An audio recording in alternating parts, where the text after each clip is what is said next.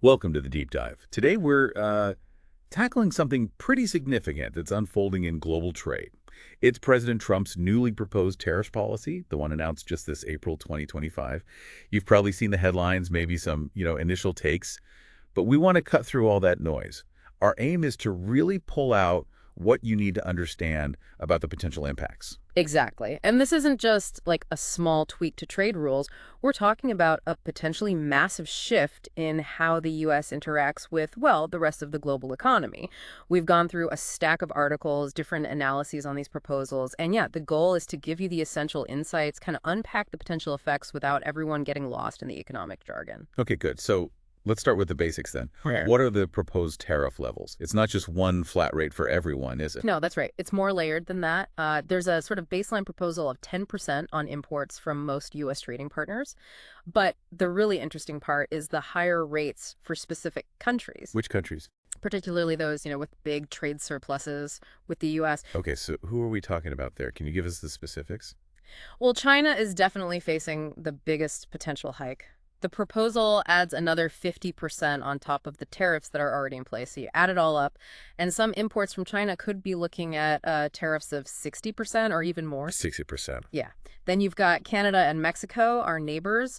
They're potentially facing a 25% tariff, although interestingly, there's a carve out for Canadian energy imports. Those would stick at the baseline 10%. Okay, so it's not entirely uniform.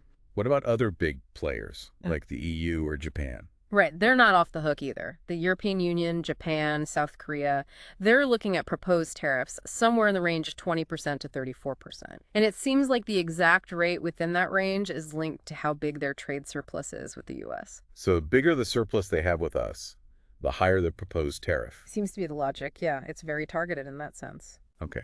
And I remember reading the word reciprocal being used a lot in the descriptions. What's the idea behind calling them reciprocal tariffs? Well, the reciprocal idea is basically that these tariffs are meant to kind of mirror or, offset what the administration sees as unfair trade practices by other countries. It's like saying, you put up barriers for our stuff, we'll respond in kind. Mm. So the framing is that they aren't just random increases, but a direct response to perceived unfairness. Right, a sort of leveling the playing field argument from their perspective. Okay. Okay, let's dig into the why now. The sources we looked at really hammered home this goal of reducing the U.S. budget deficit. Yeah, that's absolutely central to the administration's argument. President Trump's view, as stated, is that these ongoing trade deficits are like a major weakness for the U.S. economy. The argument goes that they hurt American manufacturing and are even described as a kind of national emergency. So it's framed not just as an economic number, but as a threat. And the solution proposed is these tariffs will bring in money for the government. Exactly. The projection is that these tariffs could generate a really significant amount of federal revenue. Some estimates we saw were putting it over $5.2 trillion across 10 years. And the idea is that this new revenue stream would then be used directly to pay down the national debt, reduce the budget deficit. 5.2 trillion, that's a huge number. It is. And tied into that is the other argument you mentioned, reshoring. Right, the idea that this makes companies bring production back home. Yes, the thinking is make imported goods more expensive via tariffs, and suddenly American-made goods look more attractive price-wise. So in theory, this incentivizes companies to move manufacturing back to the U.S., which means, creating more jobs here. The tariffs are seen as both a revenue source and a tool to boost domestic industry. But as we kind of hinted at, a lot of economists are skeptical about whether tariffs actually work like that. What are their main counterarguments? Well, a big one is that trade deficits are complicated. Many economists argue they aren't just about trade deals or tariffs. There are more fundamental things going on, like national savings rates versus investment rates, and also the unique role of the US dollar as the world's main reserve currency plays a huge part. So just slapping tariffs on imports might not actually fix those underlying drivers of the trade imbalance. It's Yeah. a bigger picture. That makes sense. It's like trying to fix a leak by just putting a bucket under it, not fixing the pipe itself. Okay, something else that kept popping up was this term price elasticity of demand. Sounds a bit technical. Can you break that down simply? Sure. Basically, price elasticity of demand just means how much the quantity of something people want to buy changes when its price changes. Think about, say, salt. If the price goes up 10%, you're probably still going to buy about the same amount, right? You need it. That's inelastic demand. But if the price of one specific brand of, I don't know, cookies goes up, you might easily switch to another brand. That's elastic demand. A small price change causes a big change in demand. Okay. Inelastic means you keep buying it even if it's pricier. Elastic means you're sensitive to price changes. Got it. So why is this so important for understanding these tariffs? Because it really gets at who ends up paying the tariff cost and whether the tariffs will actually change how much we import. A lot of the goods potentially being targeted here, things like steel, aluminum, electronics, cars, Mm. they often have pretty low price elasticity. People or businesses need them, or there aren't easy You substitutes. mean, Meaning that even if the tariff makes them, say, 10% more expensive, people might still buy them because they have to, or because they strongly prefer that imported version. So instead of imports dropping significantly, the cost of the tariff just gets passed on to the American consumer or the American business buying that input. so the tariffs might just mean higher prices for us without actually cutting down imports much. That's a major concern, yes, especially for goods considered necessities or those without good domestic alternatives. If elasticity is low, the tariff acts more like a sales tax on imported goods paid by the end buyer, rather than a barrier that significantly reduces import volume. It kind of undermines the goal of shrinking the trade deficit that way. Hmm. So instead of, say, the foreign company eating the cost, it could be American households feeling the pinch. But the reports did also mention that sometimes companies do absorb the cost, right? How does that work? Right, that's the other possibility. A U.S. company importing goods might decide not to pass the full tariff cost onto its customers, especially if they're in a really competitive market. They might choose to cut into their own profit margins instead to keep their prices competitive. This depends on things like how much competition they face, what their profit margins look like already, and if they can find cheaper suppliers elsewhere. And we saw that specifically mentioned for companies importing from, say, China or Mexico. They might just make less profit. Potentially, yes, at least initially. They might try to push back on their suppliers for lower prices or find ways to cut costs internally. Remember the University of Chicago study from 2024? It looked at the previous round of tariffs and found that often it was the U.S. importers who ended up bearing most of the cost burden, meaning lower profits for them. But surely that can't last forever, can it? Companies just constantly making less money. No, you're absolutely right. That's generally not sustainable long term. Squeezing profit margins can only go so far. If those cost pressures continue, companies might eventually have to make tougher choices, maybe cut back on investment, maybe reduce staff, or inevitably raise prices for consumers down the road anyway. So while absorption can happen short term, it doesn't mean the costs just disappear from the economy. Okay, let's shift gears a bit to the U.S. dollar. The impact of these tariffs on the dollar's value seems, well, complicated. Yeah. Maybe even contradictory.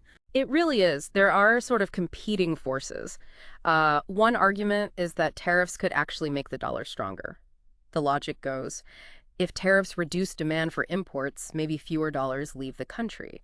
Also, if U.S. exports potentially decrease due to retaliation or other factors, foreigners need fewer dollars to buy our goods. Both could, kind of counterintuitively, push the dollar's value up relative to other currencies. Okay, wait. A stronger dollar. That sounds like a good thing, doesn't it? You'd think so, but not necessarily in this context, no. A stronger dollar makes American exports more expensive for people in other countries, so that could hurt our export industries even more, potentially worsening the trade deficit, the opposite of the intended goal. And at the same time, a stronger dollar makes imports cheaper for Americans, which, again, could encourage more imports, working against the tariff's aim. Huh. So a stronger dollar could actually backfire on the trade balance goal. What's the other side of the coin? Could tariffs weaken the dollar? Yes, that's the other possibility, largely linked to retaliation. If trading partners hit back with their own tariffs on U.S. goods, which seems likely, that could shake global confidence in U.S. trade policy, maybe make investors a bit nervous about holding dollar assets. If global confidence drops, demand for the dollar could fall, leading to a weaker dollar. And haven't we already seen some wobbles in the currency markets since these April announcements? Like the dollar dipping against the yen and euro? We have, yeah. That early market reaction suggests traders are already pricing in some uncertainty and potential disruption. It shows how sensitive markets are to this kind of policy shift. Okay, speaking of disruption, let's talk more about that risk of retaliation. That seems like a really big deal. It's huge, and probably one of the most predictable negative consequences. Countries like China, Canada, the EU, the ones facing big potential tariff hikes, they're not likely to just sit back. They've already indicated they'll respond, or have even started planning counter tariffs on American goods coming into their countries. And that kind of tit for tat would obviously hurt U.S. companies trying to sell overseas, right? Absolutely. Key U.S. sectors, think agriculture, manufactured goods that rely heavily on exports to those markets, could get hit hard. They could face higher costs, lose sales, see profits shrink. And that could unfortunately lead to job losses here in the U.S., especially in states that depend a lot on those exports. Retaliation is a major risk. What about inflation? That's another concern that kept coming up. Tariffs driving up prices here at home. Yeah, that's a very direct potential impact. If imported goods become more expensive because of tariffs and companies pass that cost on, well, consumers pay more. Even if companies absorb some cost initially, it's likely a good chunk gets passed through eventually. Economists have run models. Estimates suggest a broad 10% tariff could push overall consumer prices up somewhere between, say, 1.4% and maybe even as high as 5.1%. Wow. And those percentages translate into real money for households, right? We Right. saw figures like $1,900 to maybe $600 less purchasing power per year for the average family. Exactly. Those aren't trivial amounts. It underscores the potential hit to household budgets. And, more inflation makes things tricky for the Federal Reserve, too. They're trying to manage interest rates, keep the economy stable.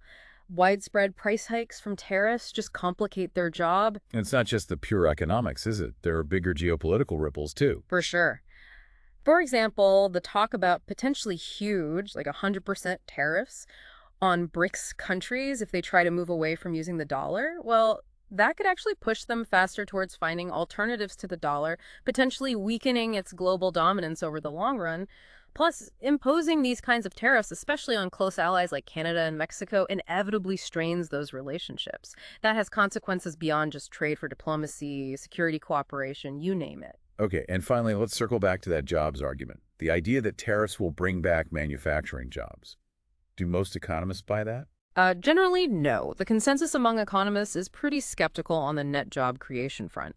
Yes, it's possible that specific industries that get tariff protection might see a small, maybe temporary bump in jobs, but the broader impact across the whole economy is likely negative. Retaliation hurts export jobs. Higher input costs hurt manufacturing jobs that use imports. Reduced overall economic activity, lower GDP growth, estimated long-term drops of maybe 0.5% to 1.6% tend to lead to fewer jobs overall. So the gains in protected industries are likely more than wiped out by losses elsewhere. The net effect is expected to be negative for U.S. employment. Right.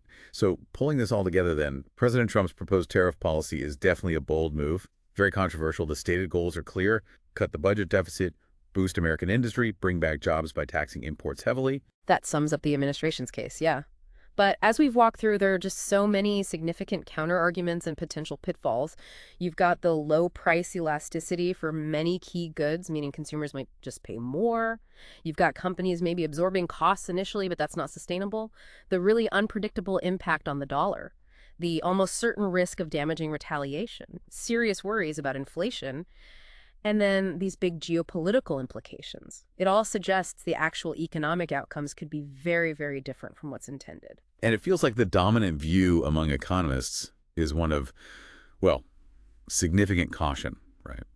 Highlighting the potential for these policies to cause more harm than good, creating unintended consequences throughout the economy. That's fair to say. In today's world, economies are just so deeply interconnected. Pulling on one thread like this, imposing massive tariffs, can send ripples far and wide, often in ways that are hard to fully predict beforehand. So maybe a final thought for everyone listening. As you think about this, consider that complex web of global trade.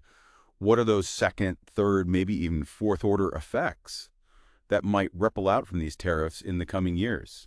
Effects that go beyond the immediate economic numbers we've talked about today. Definitely something to keep an eye on. Thanks for taking this deep dive with us.